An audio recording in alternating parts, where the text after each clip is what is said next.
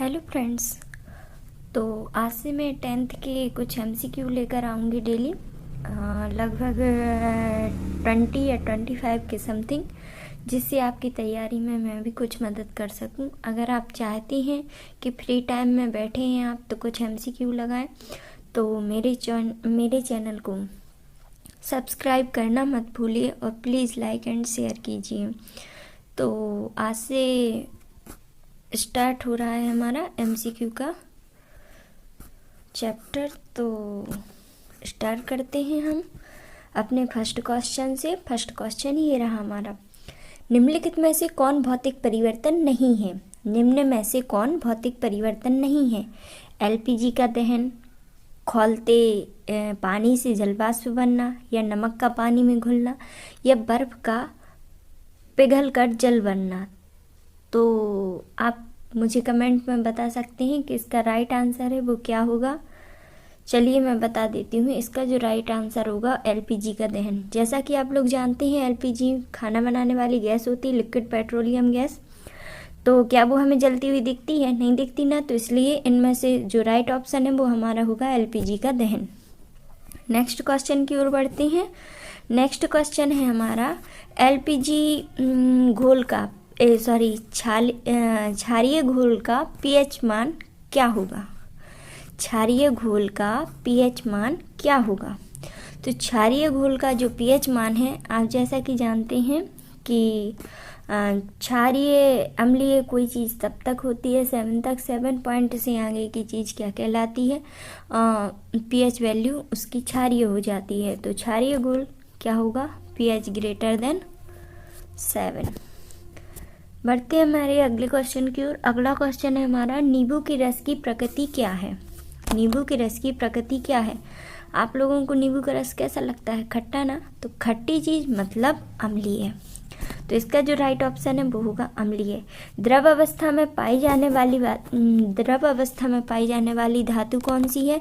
तो द्रव अवस्था में पाई जाने वाली धातु है मरकरी, पारा, जो थर्मामीटर में यूज होता है।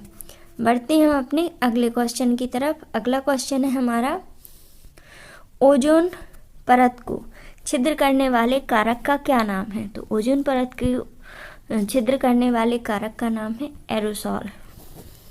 ओके, बढ़ते हैं हम अपने अगले क्वेश्चन की ओर। अगला क्वेश्चन हमारा, विद्युत धारा का एसआई मात्रक क्या है? तो विद्युत धारा का जो एसआई मात्रक है वो होता है एम्पियर। ओके गाइस, अब धारामापी यंत्र क्या है? धारामापी यंत्र कौन सा होता है? तो आप जानते ही होंगे धारामापी यंत्र होता है अमीटर। ओके गाइस, अब गोलीय दर्पण का सूत्र। तो गोलीय दर्पण का सूत्र क्या होता है? आपने बुक्स में अगर पढ़ा होगा और नहीं पढ़ा हो तो भी मैं आपको एमसीक्यू के जरिए कुछ आपके क्वेश्चन कवर करा रही हूँ। तो प्लीज़ गाइस, जब भी आप फ्री हों ये वीडियो ज़रूर देखिए और कुछ क्वेश्चन के आंसर अपने मन में सोचिए और यहाँ सही टिक कीजिए। तो गोलीय दर्पण का जो सूत्र है वो होता है 1/f = 1/v + 1/u। बढ़ते हैं अपने अगले क्वेश्चन की तरफ। अगला क्वेश्चन है हमारा, स्वस्थ मनुष्य के लिए स्पष्ट दूरी हेतु न्यूनतम दूरी क्या है? तो स्वस्थ मनुष्य के लिए जो स्पष्ट दृष्टि की न्यूनतम दूरी है वो 25 सेंटीमीटर होती है। ये क्वेश्चन पूछा जा चुका है, एक बार एग्जाम्स में ही पूछा जा चुका है। इसका मतलब ये नहीं कि रिपीट नहीं हो सकते, कई क्वेश्चन ऐसे हैं कि जो रिपीट होते रहते हैं। अब है, अलैंगिक प्रजनन होता है कलकायन, कटिंग, पैबंद लगाना या डाल लगाना। तो इसका जो राइट आंसर है वो है कलकायन। वृद्धि की क्रमिक अवस्थाएं होती हैं। कैसी होती हैं वृद्धि की अवस्थाएं? क्रमिक अवस्थाएं। कोशिका विवर्धन भी होता है, कोशिका परिपक्वन भी होता है, कोशिका विभाजन भी होता है। तो इसका जो राइट आंसर है वो हो जाएगा उपयुक्त सभी। बढ़ते हैं हम अपने अगले क्वेश्चन की तरफ। अगला क्वेश्चन है हमारा, गंगा सफाई योजना कब प्रारंभ की गई थी? तो आपने पढ़ा हो तो गंगा सफाई योजना जो है 1985 में शुरू की गई थी। तो बढ़ते हैं हमारे अगले क्वेश्चन की तरफ। अगला क्वेश्चन ये रहा हमारा, निम्न में से कौन भौतिक परिवर्तन नहीं है?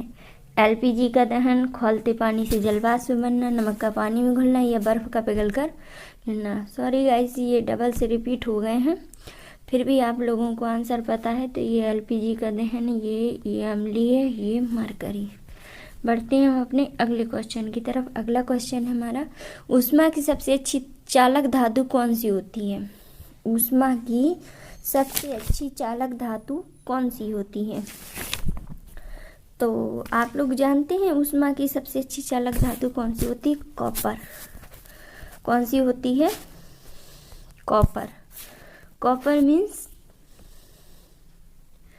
वैसे तो चांदी होती है, लेकिन इन ऑप्शंस में हमें कॉपर दिख रहा है, तो क्या होगा? कॉपर। आपने देखा होगा वायर किसके होते हैं? कॉपर के।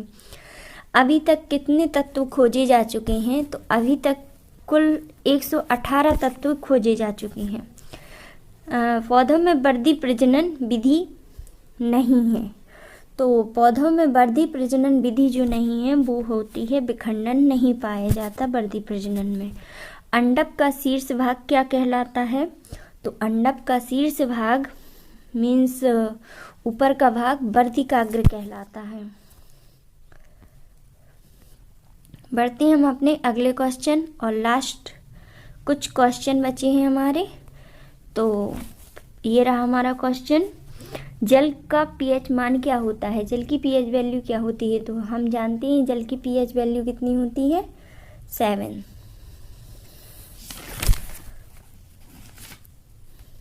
नींबू के रस की प्रकृति कैसी होती है? तो नींबू के रस की प्रकृति कैसी होती है? अम्लीय।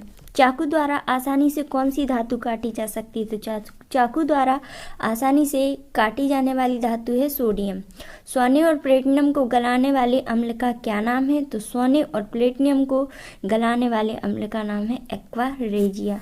तो जो सोने को गलाने के लिए यूज़ करते हैं एसिड, उस एसिड का नाम है aqua regia. So guys, thanks for watching and please like and share and subscribe, जिससे मेरा नेक्स्ट वीडियो आपको मिल सके।